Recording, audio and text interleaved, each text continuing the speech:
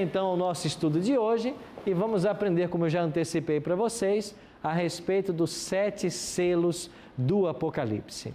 Agora, antes de começarmos o estudo, quero convidar você e você que está nos acompanhando em casa para orarmos. E mais uma vez pedimos a direção de Deus para o estudo que agora nós teremos. Pai Santo, buscamos a Tua face mais uma vez para Te suplicar que esteja ao nosso lado agora, nesse momento de estudo da Tua Palavra. Que o Teu bom e Santo Espírito abra a nossa mente à compreensão e o nosso coração à aceitação da Tua vontade para a nossa vida. E que na abertura destes selos possamos ver a mão do Todo-Poderoso guiando a história e os negócios da humanidade. Fica conosco agora, com cada amigo que em casa nos assiste também. É a nossa oração, em nome e por amor de Jesus. Amém. Semana passada estudamos a respeito do trono de Deus. Estão lembrados? Deus sentado no seu trono, ao redor dele 24 tronos, e nestes sentados 24 anciãos, 4 seres viventes, com olhos por diante e por detrás. Falamos sobre o que eles significam. E agora, no capítulo 5, nós temos uma continuidade da visão. Olha o que diz o verso 1. Depois vi na mão direita daquele que está sentado no trono um livro escrito por dentro e por fora, e de todo selado com quantos selos? 7 selos. Quando olhamos para esse texto, a imagem de selo que vem na nossa mente, não é esta aqui? Vocês já selaram cartas, não? Hoje poucas pessoas enviam cartas, muitos usam correio eletrônico, né? Mas a gente usava no passado muito enviar cartas e selávamos as cartas para que elas chegassem ao seu destino. Ainda hoje muitos usam, mas esse é o conceito de selo que vem à nossa mente quando falamos em um livro selado. Mas nos tempos bíblicos, um selo tinha uma conotação diferente, não se parecia com o que nós temos hoje. Mas esse livro selado com 7 selos pode ser também traduzido como um rolo selado com 7 selos.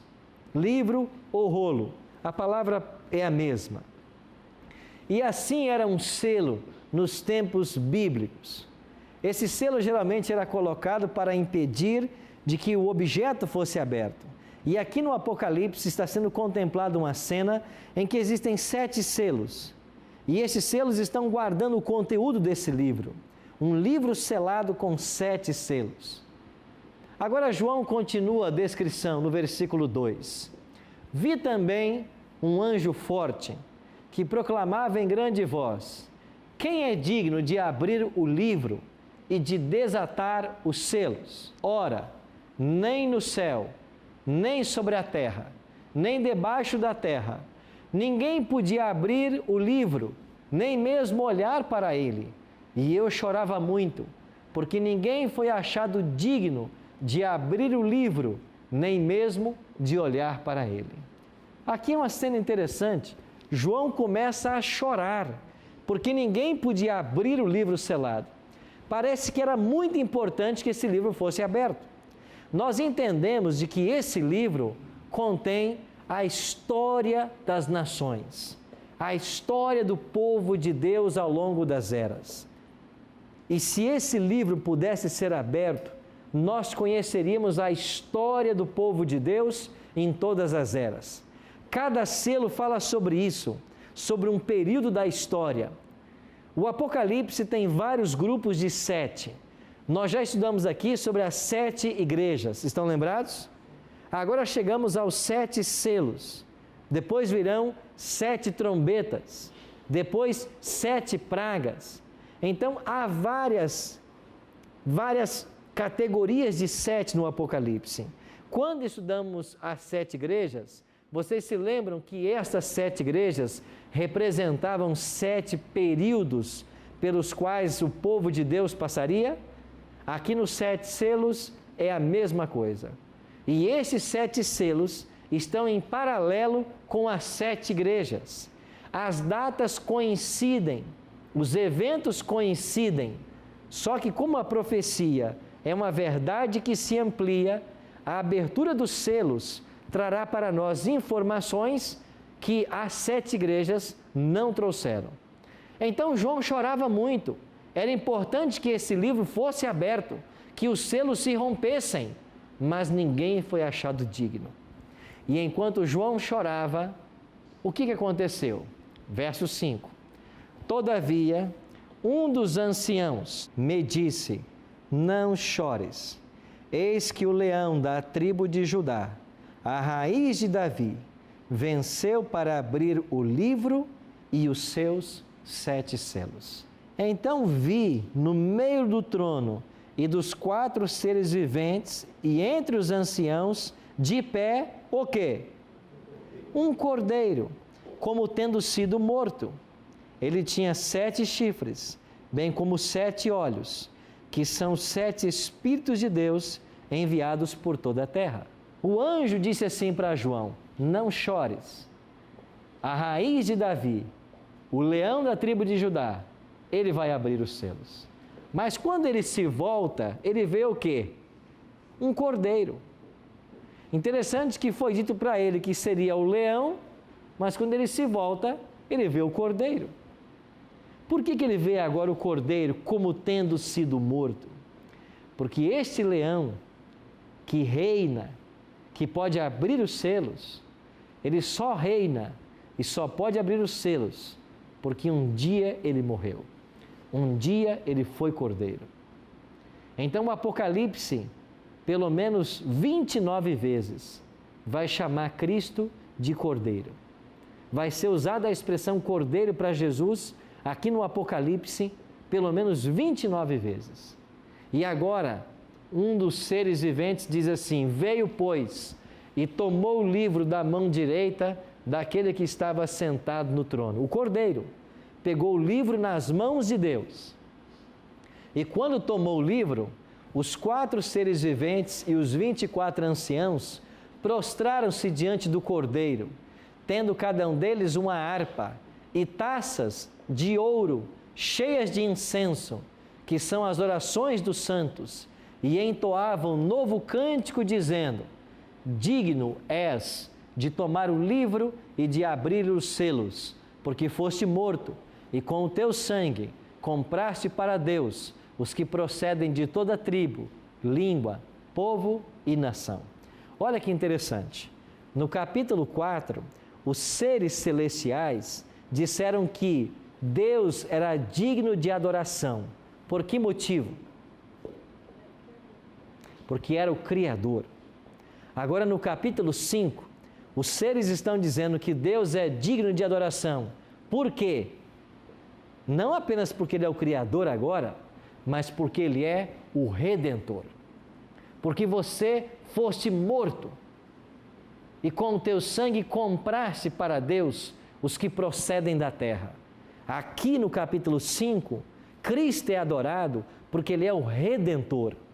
Então há 2 motivos especiais pelos quais nós adoramos a Deus: porque Ele nos criou e porque Ele nos redimiu. Nós pertencemos a Deus por criação e por redenção. E Ele pode agora abrir os selos. E então o cordeiro, que também é chamado o leão da tribo de Judá, que também é chamado a raiz de Davi. Por que essa expressão raiz de Davi? Porque Cristo é um descendente de Davi. Ele é da linhagem davídica. Então, esse Cristo que foi morto como um cordeiro de Deus, como disse João Batista em João 1:29, eis o cordeiro de Deus que tira o pecado do mundo. Então, esse cordeiro pode abrir, e agora Cristo vai começar a abertura dos selos. Então, chegamos ao capítulo 6. O capítulo 5 é a cena introdutória para ver quem podia abrir o livro. E o capítulo 6 descreve a abertura dos 7 selos. Verso 2. Quando é aberto o primeiro selo, diz assim o verso 2: vi, e eis que um cavalo branco, e o seu cavaleiro com um arco, foi-lhe dado uma coroa, e ele saiu vencendo e para vencer. eu disse para vocês de que há um paralelo entre as 7 igrejas e os 7 selos. Lembram-se como se chamava a primeira igreja? Éfeso. E nós falamos que a igreja de Éfeso foi caracterizada por um período de quê?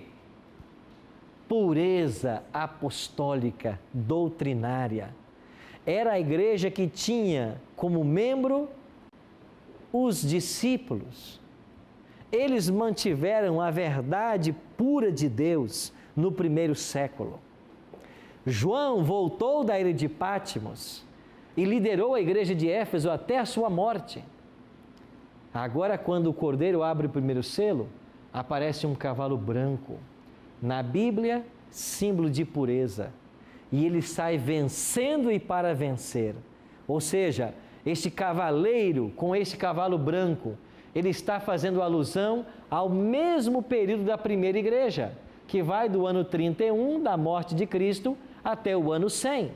Neste período você tem uma igreja vitoriosa. Chegamos a ter 6 milhões de cristãos no primeiro século. E aqui você tem pureza e fidelidade à Bíblia. Então o cavalo branco representa essa pureza, a abertura do primeiro selo. Ou seja, quando Cristo abre o primeiro selo desse livro, ele está descrevendo a primeira etapa da igreja cristã. Ou seja, ela será um período de pureza, de doutrina pura, de igreja vitoriosa, igreja que cresce. Então isso está em paralelo com a igreja de Éfeso. Agora o Cordeiro abre o segundo selo, verso 4. E quando o segundo selo é aberto, qual é a cor do cavalo que aparece agora? Vermelho. E quando esse cavalo vermelho surge, diz o versículo 4, diz aí que o seu cavaleiro foi-lhe dado tirar a paz da terra, para que os homens se matassem uns aos outros. Também lhe foi dada uma grande espada. Quando vem à sua mente o cavalo vermelho, você pensa em quê? Sangue. Exatamente. Este segundo cavalo vermelho e essa espada na mão do cavaleiro fala de um tempo de ferozes perseguições. Não é isso que começou a acontecer a partir do segundo selo? Quando chegamos a partir do ano 100 até o ano 313, nós temos aqui a perseguição dos Césares. Lembram vocês que nós tivemos também na igreja de Esmirna um período de 10 anos de perseguição? Aqui está esses 10 anos, ou estão esses 10 anos. O cavalo vermelho fala das perseguições dos Césares, do sangue que foi derramado nesses 10 anos. Agora a discórdia, a discussão e a controvérsia fazem parte do cenário da igreja. Então o segundo selo é uma alusão à história da igreja cristã, do ano 100, ano aproximado em que morre João, até o ano 313, quando Constantino assina o Edito de Tolerância de Milão e dá fim à perseguição aos cristãos, pelo menos temporariamente. Por isso um cavalo vermelho. O Cordeiro então abre o terceiro selo. E quando o terceiro selo é aberto, qual é a cor do cavalo agora? Preto. Diz assim o verso: Venha então, vi, e eis um cavalo preto, e o seu cavaleiro com uma balança na mão. E ouvi uma, como que voz no meio dos 4 seres viventes, dizendo: uma medida de trigo por 1 denário, 3 medidas de cevada por 1 denário, e não danifiqueis o azeite e o vinho. O que significa a abertura desse terceiro selo? Se o cavalo branco representava a pureza, o que você acha que representa o cavalo preto? O oposto da pureza. O cavalo preto vai representar a corrupção da fé. E sabe o que acontece nesse período de 313 até o ano 538? Acontece a queda do Império Romano. E os historiadores dizem que quando sai de cena a figura do imperador, a figura política que sobra é a figura dos bispos. E nós já dissemos para vocês que foi no ano 538 que o bispo de Roma começou a dominar. E quando isso aconteceu, nós tivemos uma época de fome e miséria espiritual.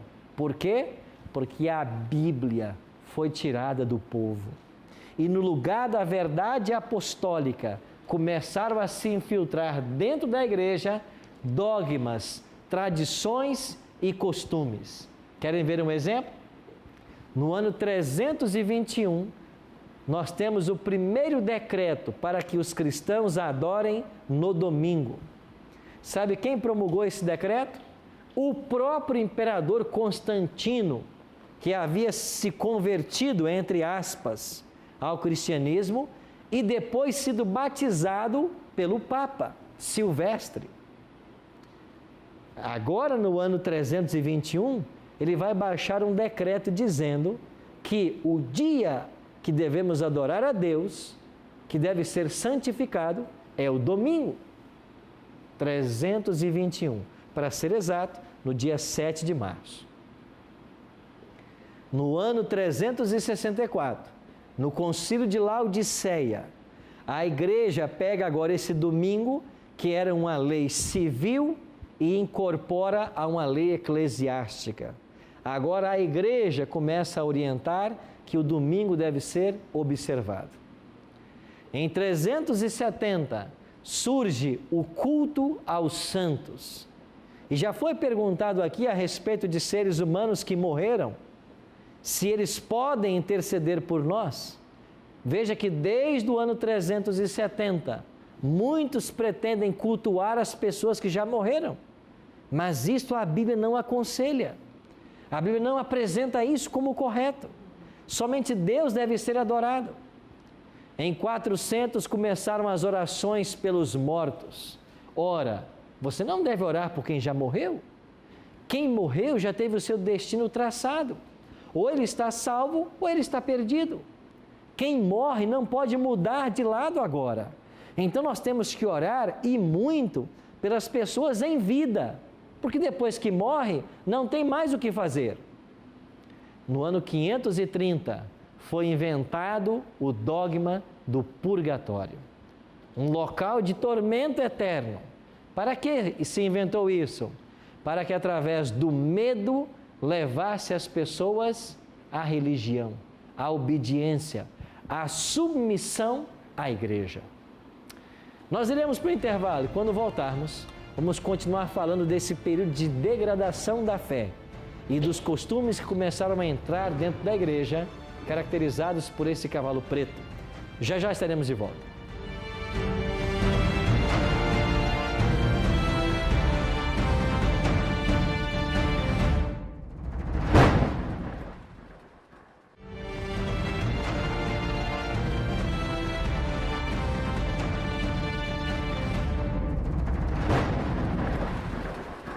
Estamos de volta com o programa Bíblia Fácil, hoje tudo a respeito dos 7 selos do Apocalipse.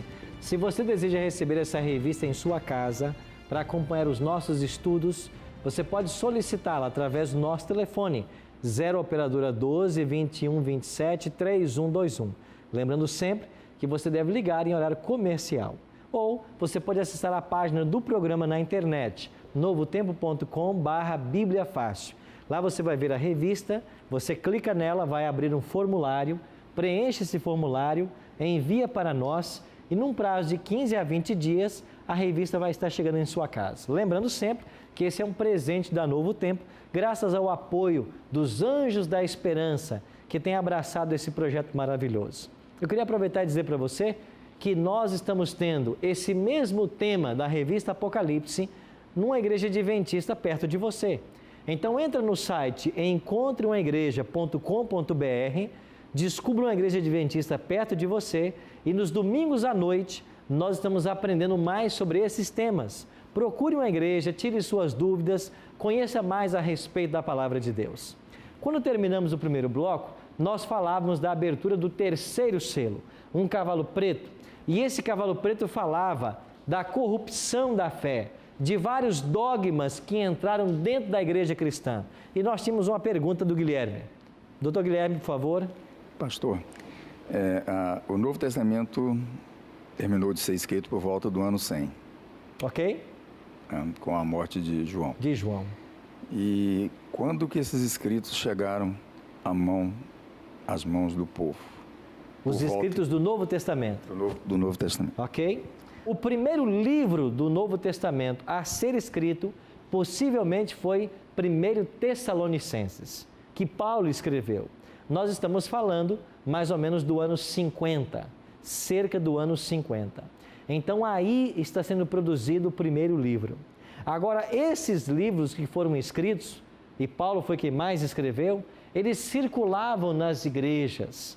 Tanto é que Pedro vai dizer em sua carta que Paulo escreveu coisas difíceis de compreender. Ou seja, o próprio Pedro, que morreu no ano 67, já lia os escritos de Paulo. Então, eles eram lidos pelas igrejas, já mesmo com os apóstolos vivos. Então, eles foram escritos e endereçados às igrejas. Por exemplo, Paulo escreveu aos Coríntios.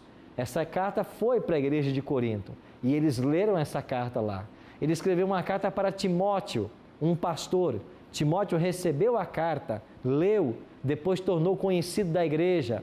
E elas foram compondo o que nós chamamos de cânon do Novo Testamento. Os evangelhos também foram escritos depois do ano 50, 60. O certo é que quando termina o primeiro século, todos os 27 livros já estão escritos. Eles já eram usados na época e depois foram difundidos para outras igrejas também, porque foram se fazendo cópias de cópias de cópias. Não sei se respondi sua pergunta. Então a igreja teve acesso de imediato e depois ficou estendido para as igrejas de outros períodos. Nós tínhamos também uma pergunta aqui. Eu gostaria de saber por que desse decreto de adoração no domingo, qual a razão dessa mudança, né? E também por que o nome de domingo? Por que o nome domingo? Muito boa a sua pergunta, Santero.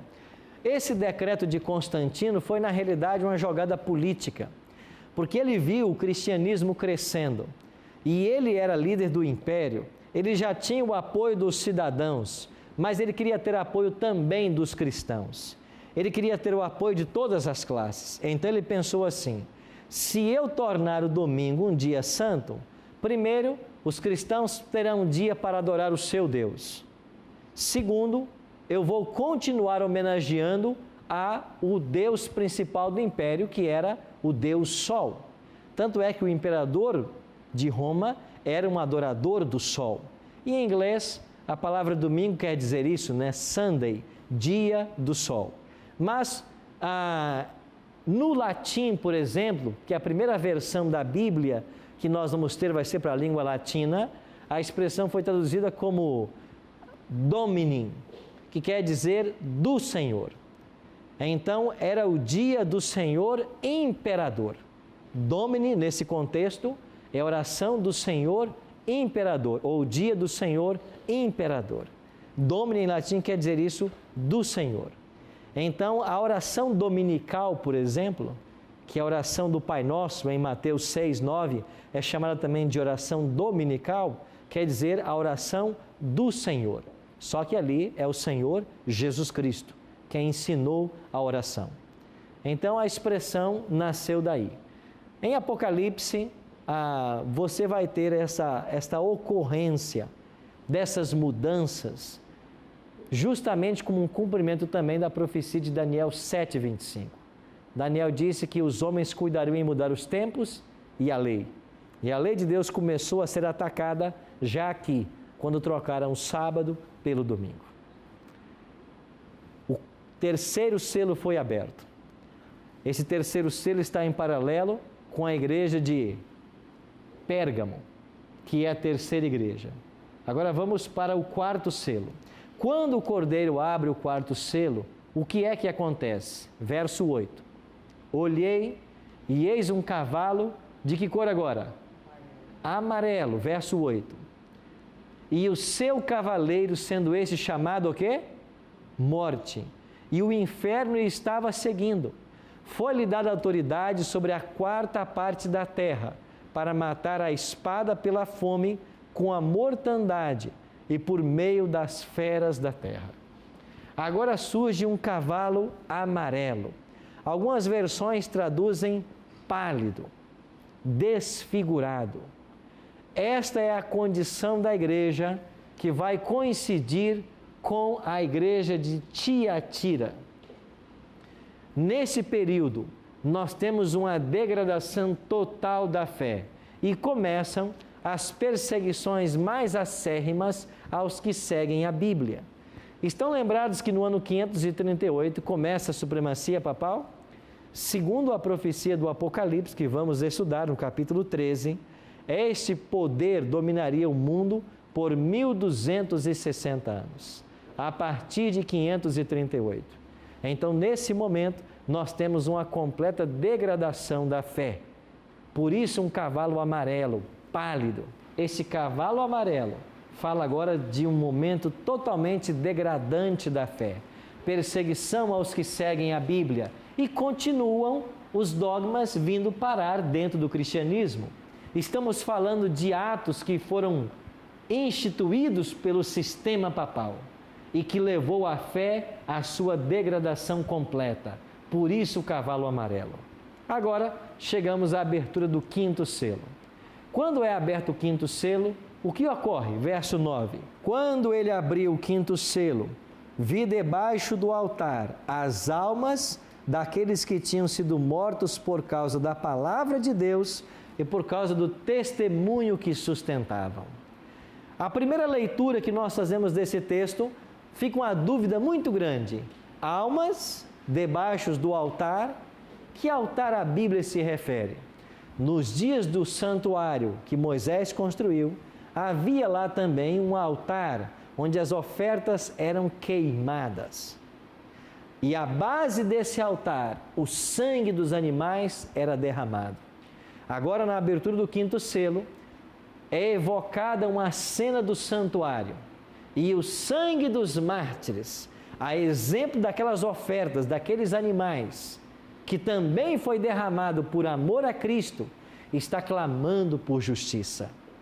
Aqui não devemos entender a alma num contexto popular dos dias de hoje, como algo que o ser humano tem e que na morte se separa dele. Isso não é bíblico. O que a Bíblia ensina é que o ser humano é uma alma. Ele não tem uma alma, ele é uma alma. E quando a pessoa morre, morreu a alma.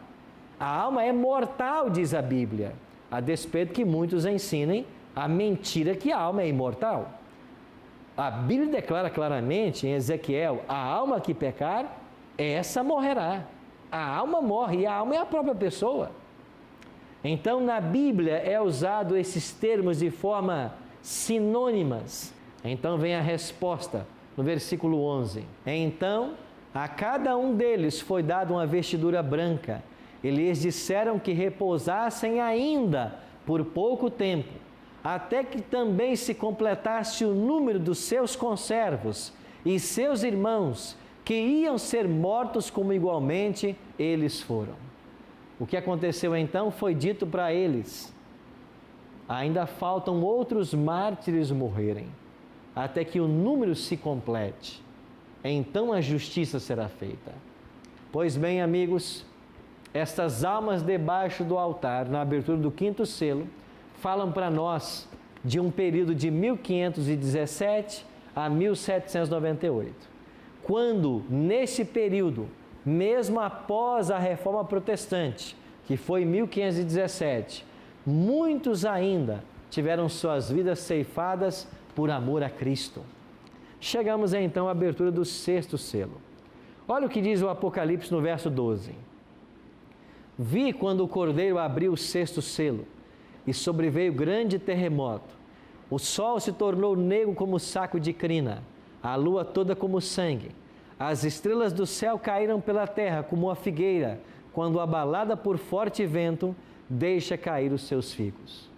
Quando o sexto selo é aberto, nós temos um grande terremoto, um sinal no sol, um sinal na lua e a queda das estrelas.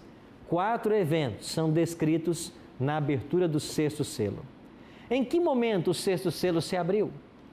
Cristo também falou sobre ele. Olha o que disse Jesus em Mateus 24, 29. Logo em seguida a tribulação daqueles dias, o sol escurecerá, a lua não dará a sua claridade, as estrelas cairão no firmamento e os poderes do céu serão abalados. Perceba que Jesus fez a mesma descrição que o sexto selo está fazendo. Ou seja, terremoto, sinais no sol, na lua e nas estrelas. Quando esses eventos tiveram lugar na história? Se você pegar uma enciclopédia como a Mirador, por exemplo, você vai ter lá o dia escuro. E o dia escuro da enciclopédia é o dia 19 de maio de 1780. O que aconteceu nesse dia? Houve um eclipse e naquela noite a lua apareceu no céu vermelha como sangue. Então, em 1780, nós temos dois eventos. Só que em 1755, ocorreu o grande terremoto de Lisboa. E esse terremoto é o primeiro que nós vamos ter numa escala nunca antes vista, 1755. E em 1833, você tem a chuva de estrelas na Nova Inglaterra, nos Estados Unidos.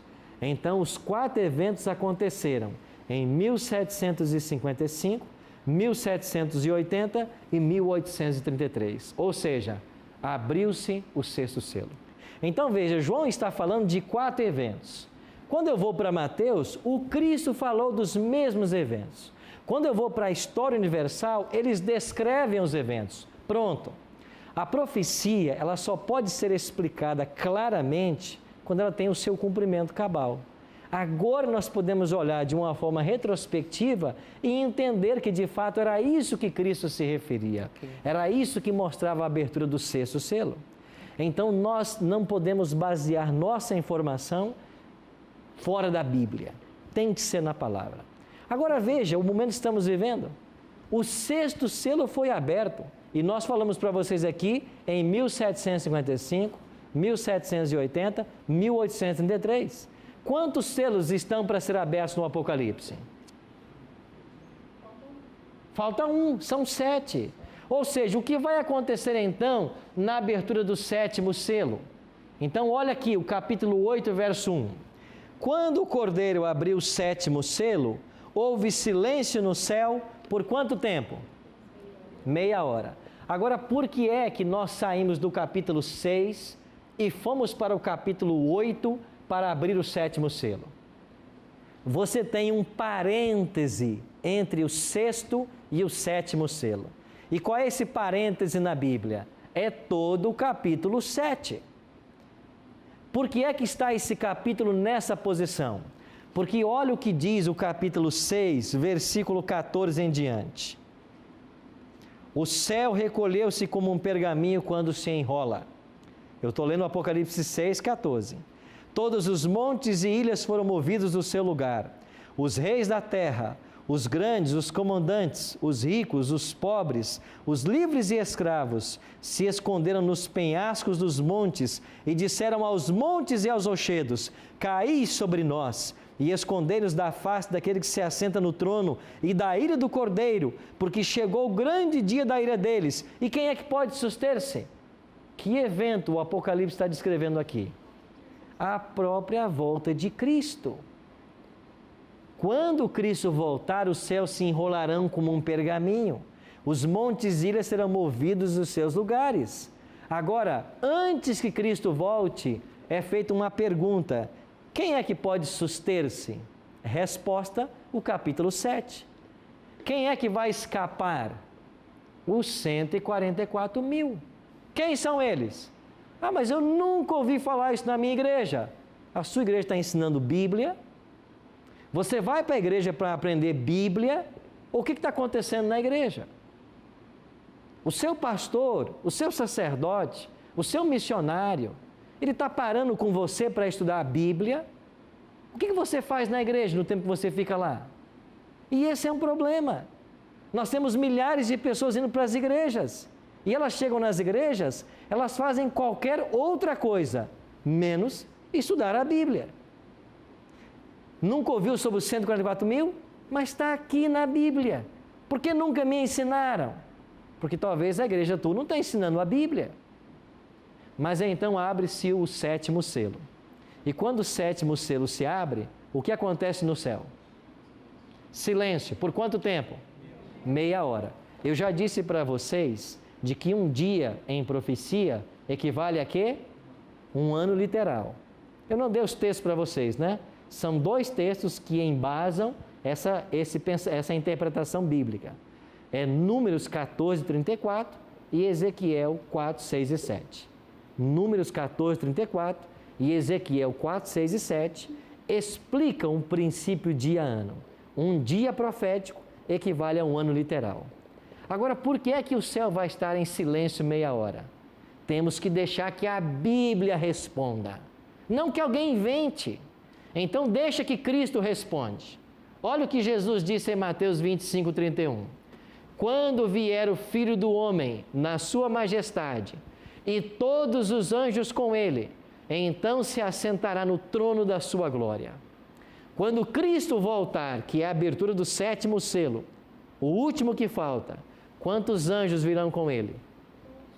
O que disse Cristo? Todos.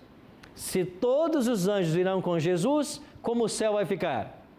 Vazio. Por que há silêncio no céu? Porque não tem mais anjo. E por que eles não estão lá? Porque eles vieram com Cristo. Por quanto tempo o céu vai ficar vazio? Cerca de meia hora. Agora você pega o princípio de interpretação profética e aqui está. Se um dia equivale a um ano, então eu posso dizer que 24 horas, 12 meses.